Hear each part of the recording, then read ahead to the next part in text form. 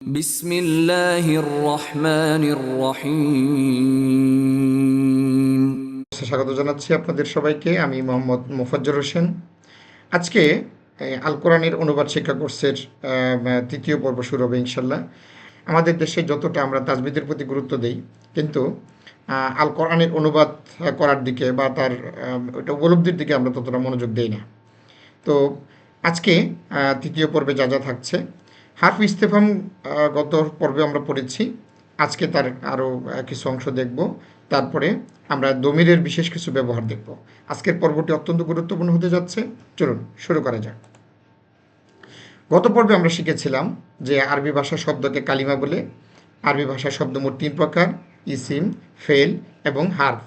মূলত 95% হচ্ছে আরবি শব্দের ইসিম। ইসিম চেনার সবচেয়ে বড় উপায় হলো ইসিমের শেষে সবসময় দুইটা পেশ থাকে। স্বাভাবিকভাবে দুইটা পেশ থাকে। অন্য কোনো কারণ ঘটলে ইসিমের শেষে অন্য কোনো হরকত আসতে পারে, না হলে নর্মালি ইসিমের শেষে সবসময় তানবিন থাকে, 2 জবর 2 জের অথবা 2 পেশ থাকে। এছাড়াও ইসিমের পূর্বে আলিফ লাম থাকলে আমরা ধরে নিব যে ইসিমটি ওটি একটি ইসিম।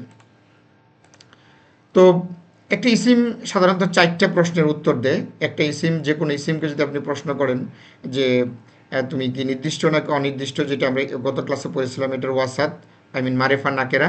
আরেকটা উত্তর দেয় এটা পুরুষ নাকি নারী, অর্থাৎ যেটাকে জিন্স। আরেকটা উত্তর দেয় আদাত, এটা সংখ্যা কয়টি, এটা 1 বছর নাকি 2 বছর নাকি বহু বছর। ওয়াহেদ মুজাক্কার নাকি ওয়াহেদ মুসান্না নাকি জামা, এবং এটার এরাবটা কি, এটা কি মারফু নাকি মাজরুর নাকি মানসুফ। এগুলো আমরা পরবর্তীতে শিখবো ইনশাল্লাহ। আমরা গত ক্লাসে পড়েছিলাম ওয়াসাত, প্রতিটা ইসিম অবশ্যই এটা নির্দিষ্ট হবে অথবা অনির্দিষ্ট হবে।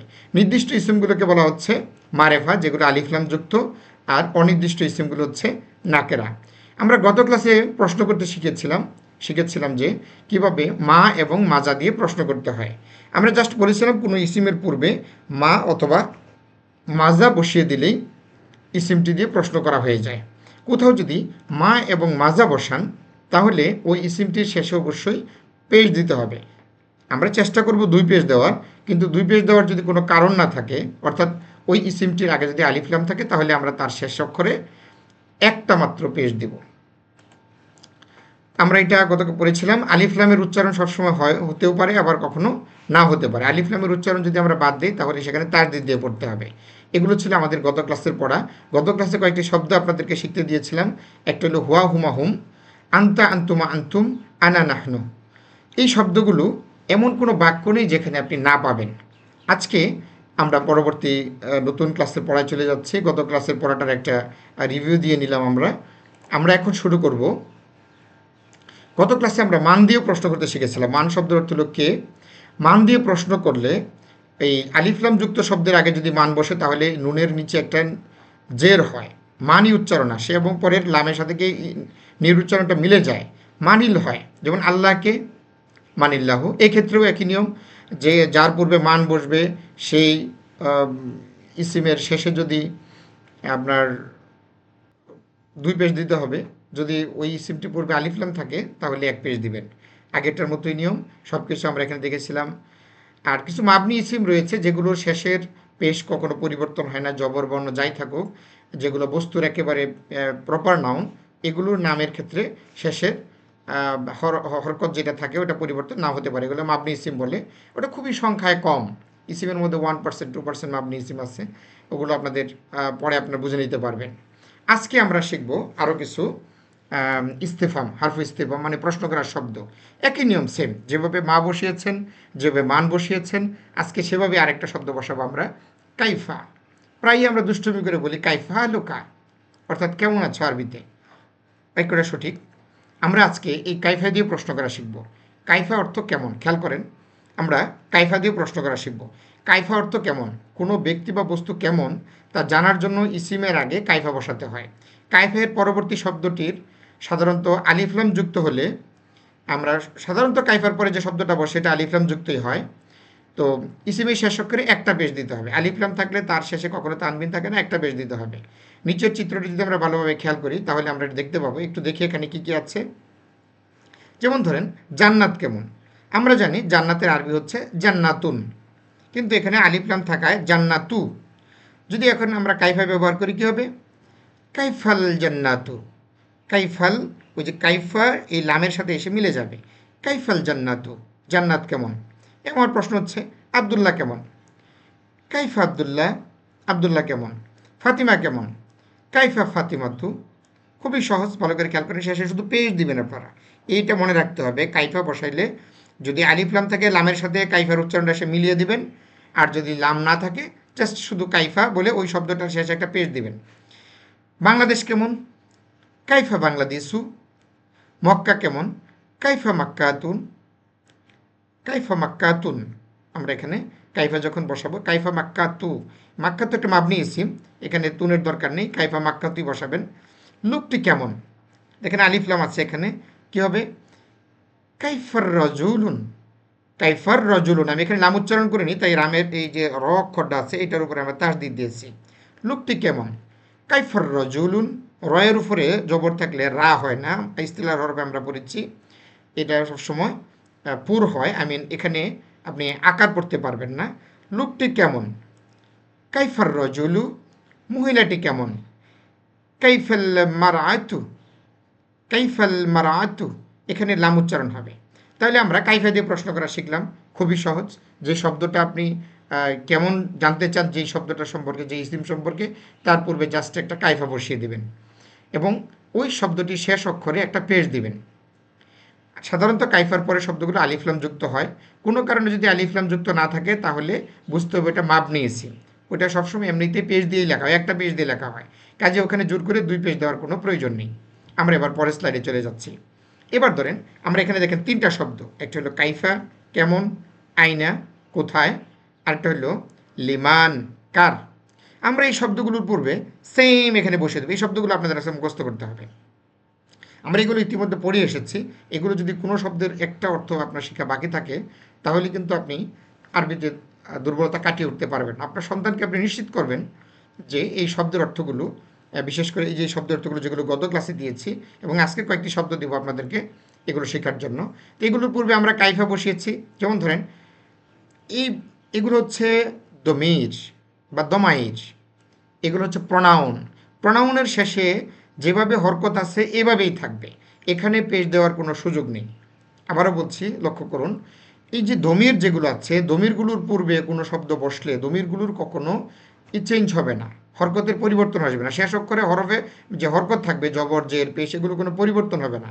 আগে আমরা কাইফার পরে যে ইসিমটা বসিয়েছি তার শেষে পেশ দিয়েছিলাম, কিন্তু যেগুলো দমির গতকাল যেগুলো মুখস্থ করেছি, যেমন সে, তারা, তোমরা, আমরা, আমি, হ্যাঁ, এদের ক্ষেত্রে ভালো করে খেয়াল করুন, এই জায়গাগুলোতে কখনো পরিবর্তন আসবে না। আমরা একটা উদাহরণ দেখি।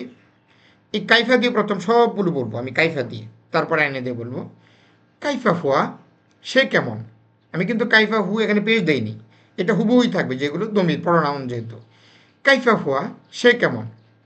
কাইফা হিয়া, কিন্তু যদি আমরা একজন মহিলাকে কেমন জানতে চাই তাহলে হুয়া বললে আরবিতে ভুল হবে।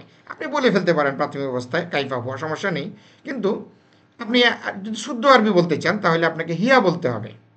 এটা চাপ নেবেন না মাথায় যে কোথায় হুয়া কোথায় হিয়া, আপনি হুয়া দিয়ে বললেও যে কেউ বুঝবে। হুয়া কখনো কখনো বস্তুর ক্ষেত্রেও হুয়া ব্যবহৃত হয়, তখন অর্থ দাঁড়ায় সেটি কেমন বা সেইটা কেমন। যদি বলি কাইফা হুয়া, কোনো বস্তুকে দেখায় যদি বলি তাহলে বলে বস্তুটা কেমন, এটা খেয়াল করতে হবে। সেটা কেমন, কাইফা হুয়া, সেটা কেমন। তো আমরা এবার একটু খেয়াল করলাম, কাইফা হুয়া, সে কেমন। কাইফা হিয়া, সে কেমন। একজন নারীকে যদি জিজ্ঞেস করি, কাইফা হুমা, তারা দুজন কেমন। আমরা আগে হুমা অর্থ দুজন পড়েছিলাম, এটা পুরুষ নারী দুজন ক্ষেত্রেই হুমা বসে। কাইফা হুম, তারা কেমন।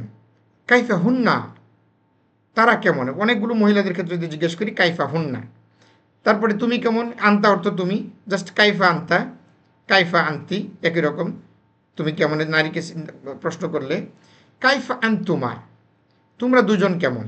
কাইফা আন্তুম, তোমরা কেমন। এগুলো সাধারণত পুরুষের ক্ষেত্রে, যে তুম যেগুলোর ক্ষেত্রে আপনার শেষে যজম থাকে এগুলো পুরুষবাচক হয়ে থাকে, আর যেগুলো না একেবারে সংযুক্ত, আন্তুন্না, হুন্না এরকম যদি থাকে এগুলো স্ত্রী জাতীয় বুঝে নিতে হবে।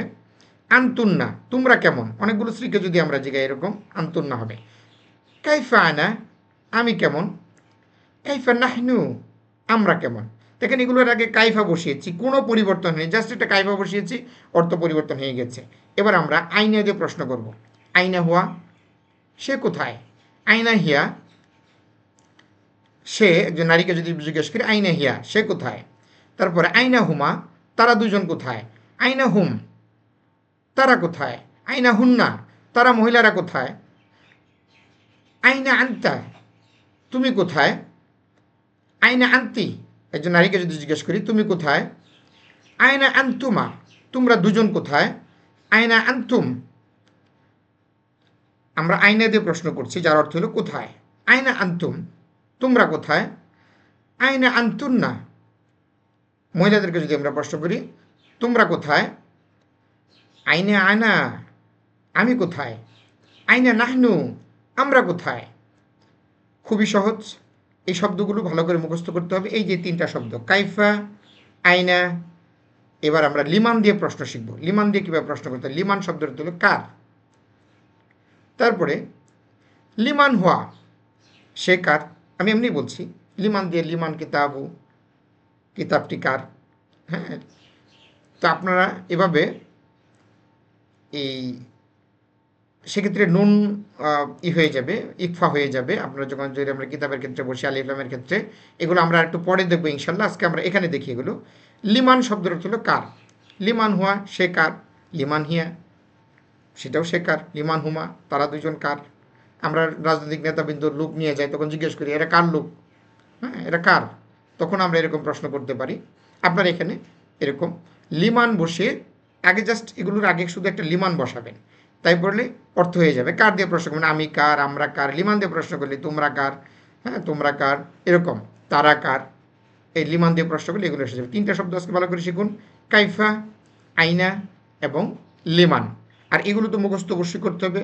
হুয়া, হুমা হুম, হোয়ারটা নারী শ্রীবাচক করতে গেলে হিয়া হয়ে যায়। হুমা হুমাই থাকে, হুমটা শ্রীবাচক করতে গেলে হুন্না হয়ে যায়। তাহলে হোয়ার জায়গায় শ্রীবাচক করলে হিয়া, এটা গত ক্লাসেও পড়ানো হয়েছে। আমরা এবার পরবর্তী স্লাইডে চলে যাব। লক্ষ্য করুন এই শব্দগুলো আপনাকে নতুন করে আজকে দিয়েছে, এগুলো মুখস্থ করতে হবে। হাজা, হাজা মানে হলো কোথায়, দুঃখিত, হাজা মানে হলো এটা। আর ওই কোথায় তো আমরা আয়না পড়েছি আমরা। হাজা, হাজা মানে হলো এটা, কাছের কোনো জিনিসকে বোঝাইতে আমরা হাজা ব্যবহার করি। হাজা, হাজা, জিমের মতো জোর দিয়ে বলা যাবে না, জাল এটা, হাজা। তারপরে হলো স্ত্রী জাতীয় বস্তুর ক্ষেত্রে হাজিহি, এটা কোথায়। তাহলে আমরা যদি আমরা প্রশ্ন করি এটা কেমন, আগে আমরা বলবো, তাহলে কেমন বলবো, কাইফা হাজা, এটা কেমন। তারপরে কাইফা হাজিহি, এটা কেমন। কাইফা হাওলাই, এগুলো কেমন, আমরা তো কাইফা দিয়ে বলি। কাইফা জালিকা, দূরের কোনো বস্তুর ইংরেজি হলো জালিকা, ওইটা। দূরের কোনো বস্তু, ওইটাকে যদি আমরা বোঝাতে চাই তার আরবি হচ্ছে জালিকা। আর স্ত্রীবাচক বস্তুর ক্ষেত্রে আমরা যে তা সাধারণত স্ত্রীবাচক শব্দকে নির্দেশ করে, গুলতা এবং অথবা তা, এই জাতীয় তাগুলো ভালো করে খেয়াল করবেন, এগুলো স্ত্রী জাতীয় বস্তুকে নির্দেশ করে। তিলকা, ওইটা কোথায়, ওইটা। তিলকা মানে হলো ওইটা, দূরের কোনো বস্তু।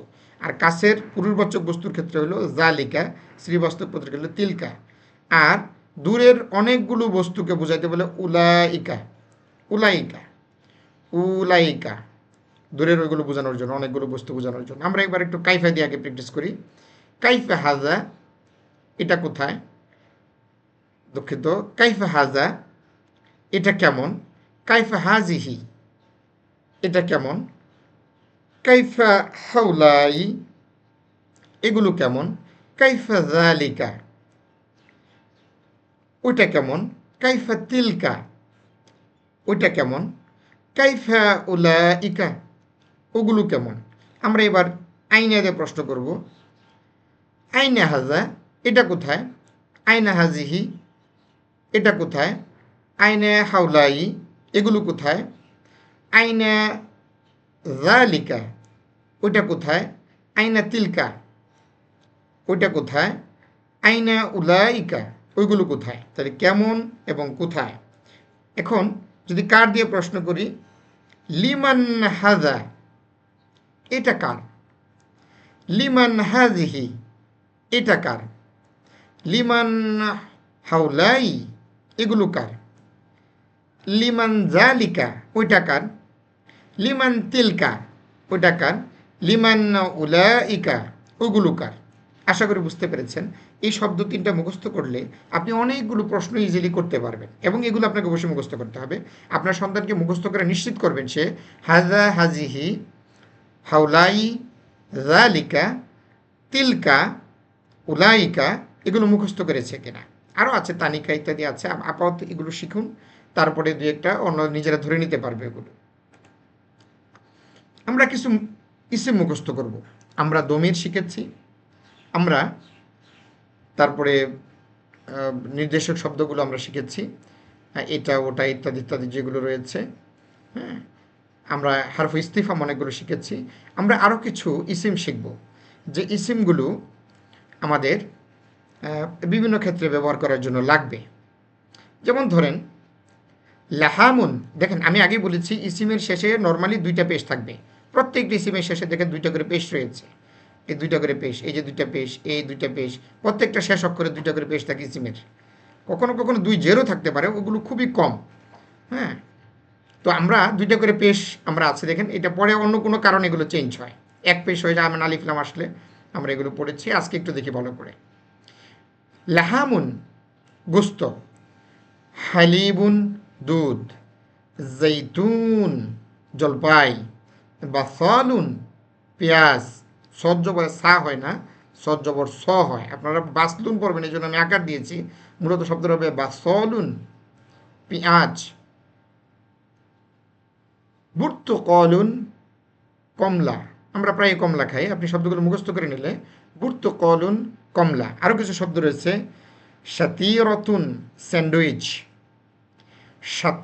সাতিরতুন স্যান্ডউইচ। তারপরে রয়েছে সুকারুন চিনি, সাধারণত সুকার অর্থ হলো চিনি বলা হয়, সুকারুন চিনি। তারপরে দেখেন শাইউন চা, শাইউন শাইউন ইউন দিয়ে উচ্চারণ করবেন, এটা শাইউন চা, শাইউন না শাইউন, ইয়া পেশ ইউ হয়, আর দুই পেশ থাকার কারণে ইউন হবে, শাইউন।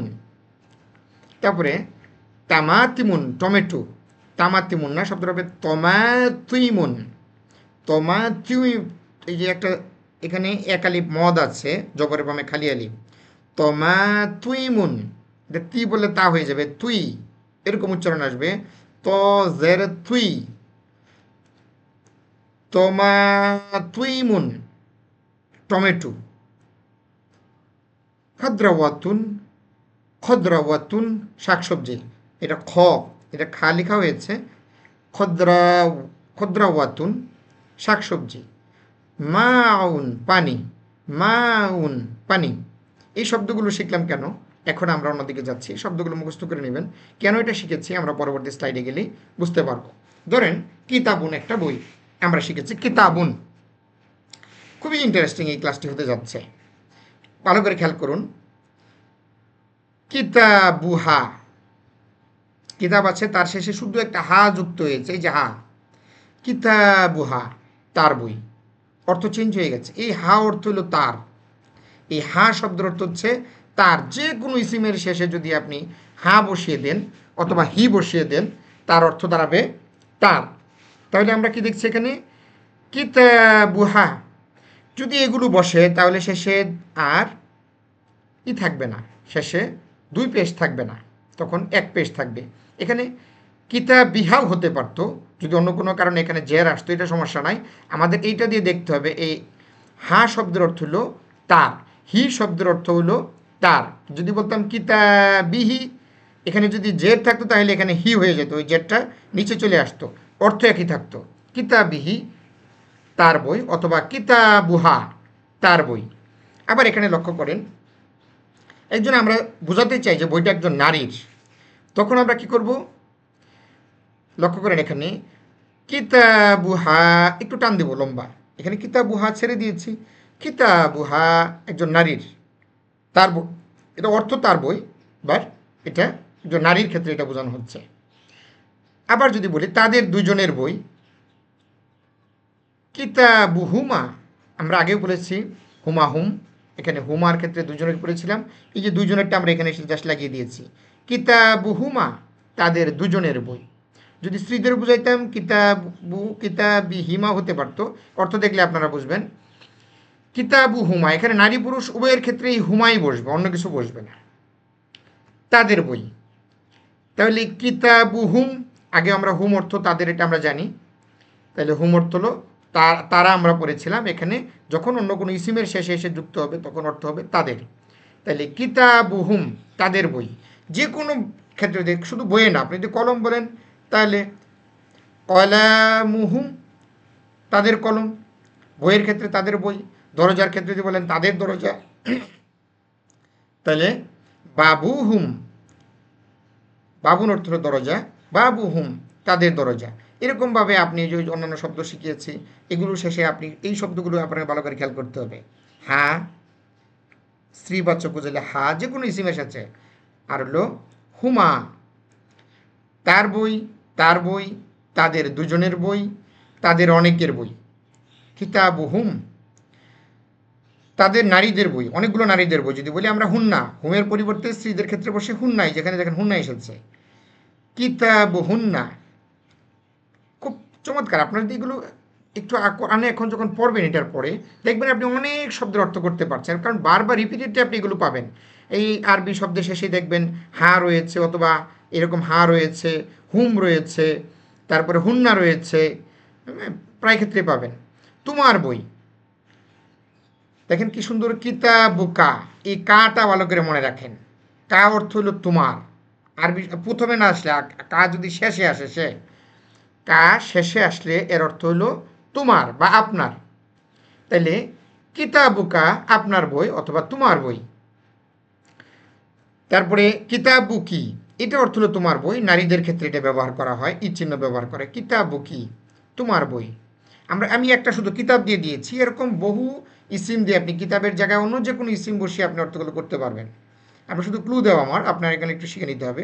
আগে যে শব্দগুলো বসিয়েছি ওই শব্দগুলোর পরে আপনি এগুলো হা, তারপরে হা, হুমা, হুম, হুন্না, কা, কি, এগুলো বসিয়ে আপনার অর্থ করবেন। তোমাদের দুজনের বই।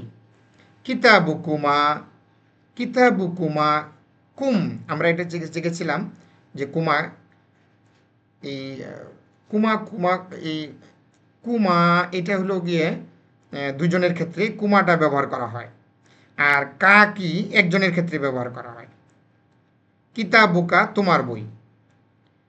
কিতাবুকি, এটাও তোমার বই নারীর ক্ষেত্রে। কিতাবুকুমা, তোমাদের দুজনের বই। কিতাবুকুম, তোমাদের বই।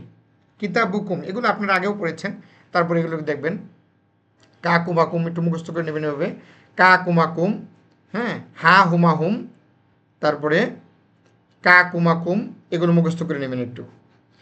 এখানে লক্ষ্য করেন, এই তোমাদের বই যদি নারীদের ক্ষেত্রে হয় কিতাবু কুন্না হবে, স্বাভাবিকভাবেই কুন থাকলে কুন্না হয়, এটা আমরা জানি। তারপরে কিতাবি, এই যে ইয়া, এই ইয়াটা ভালো করে খেয়াল রাখেন। ইয়া আসার কারণে এর আগেরটা কিতাবু এতক্ষণ পড়লেও আমরা এখন বি পেয়েছি, কারণ এই ইয়াটা টান দিয়ে জেরটাকে, জবরটাকে নিচে নিয়ে এসেছে উচ্চারণের সুবিধার জন্য। কিতাবা ই, এটা বলাটা কেমন সুন্দর শোনা যায় না, এই জন্য কিতাবি, আমার বই। এই যে যদি ইসিমের শেষে ইয়া থাকে, আপনি নিশ্চিত ধরে নেন সেটা আমার অর্থে প্রকাশ করানো হচ্ছে। এই ইয়া অর্থ হইল আমার। কিতাবি, আমার বই। কলামি, আমার কলম। হ্যাঁ, রব্বি, আমার রব। আপনারা যে মানুষকে রাব্বি ডাকি, রব অর্থ হইল তো আল্লাহ, বা রব্বা আল্লাহ। এখন যদি আমি বলি রব্বি, তাহলে অর্থ হলো আমার রব। এখন কোনো মানুষ কি আমাদের রব? আমরা কেন মানুষকে রাব্বি নামে ডাকি, বা এই ধরনের ফালতু নাম আমরা কেন রাখি? এই নামটা একটা হারাম রাম। এটা শুধু আল্লাহর জন্যই আমরা এই ইয়াটা ব্যবহার করতে পারি। কাজেই কাউকে এখন থেকে রাব্বি নামে ডাকবেন না। তাহলে কিতাবি, আমার বই। রব্বি, আমার রব। রসুলি, আমার রসুল। আমাদের বই হলে কি হবে? কিতাবুনা, এই দেখেন এটা পেশ আবার ঠিক আছে। কিতাবুনা, আমাদের বই। কালামুনা, আমাদের কলম। নাবিয়ুনা, আমাদের নবী। এরকমভাবে আমরা এই শব্দগুলো ব্যবহার করি সুন্দর করে। আমরা কিভাবে আমাদের, তার, তোমার, তাদের, এরকম অর্থ করতে আমরা শিখে নিব। আশা করি আমার এই স্লাইড থেকে আপনারা উপকৃত হয়েছেন। লক্ষ্য করেন এতক্ষণ যেগুলো পড়িয়েছি সেটার একটা তালিকা দিয়েছি এখানে। আপনারা পজ দিয়ে, ভিডিওটা পজ দিয়ে আপনারা এই শব্দগুলোর অর্থ শিখে নিতে পারবেন। এত করে আমরা এগুলো শিখেছি। হু, হি, সে অর্থ হলো তার। এই তাকেটা আপনারা এই পাশের যে কে যুক্ত যেগুলো আছে এগুলো ফেলের সাথে বসলে কে যুক্তগুলো অর্থ হয়, কিন্তু ইসিমের সাথে বা হারফের সাথে বসলে অর্থ হবে তার, র দিয়ে অর্থ হবে, অন্তঃস্থ দিয়ে অর্থ হয়, যে শেষে অন্তঃস্থ হয়, তার, তার, তাদের, তাদের।